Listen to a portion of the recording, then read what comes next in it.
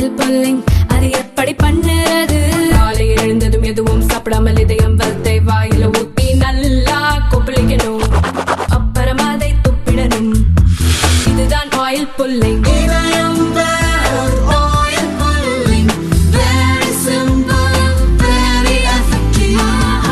அமெரிக்க அதிபர் டொனால்ட் ட்ரம்பின் வரி விதிப்பு திட்டங்கள் சர்வதேச பொருளாதார உறுதித்தன்மையை பாதிக்கும் என்று முன்னாள் ரிசர்வ் வங்கி ஆளுநர் ரகுராம் ராஜன் தெரிவித்துள்ளார். அமெரிக்காவின் 47வது அதிபராக டொனால்ட் ட்ரம்ப் பதவியேற்றதை அடுத்து டாலருக்கு பதில் புதிய கரன்சியை கொண்டுவர முயற்சித்தால் இந்தியா உள்ளிட்ட பிரிக்ஸ் நாடுகள் மீது 100% வரி விதிக்கப்படும் என்று எச்சரித்திருந்தார். இந்நிலையில் ட்ரம்ப் எச்சரிக்கை குறித்து பேசியுள்ள முன்னாள் ரிசர்வ் வங்கி ஆளுநர் ரகுராம் ராஜன், ட்ரம்பின் வரி உயர்வு அச்சுறுத்தல்கள் உலகின் பிற நாடுகளுக்கு நிச்சயமற்ற தன்மையை உருவாக்கக்கூடும். அதே வேளையில் அமெரிக்காவுக்கு வரி உயர்வால் அதிக நன்மைகள் கிடைக்கும் என்று நம்பவில்லை.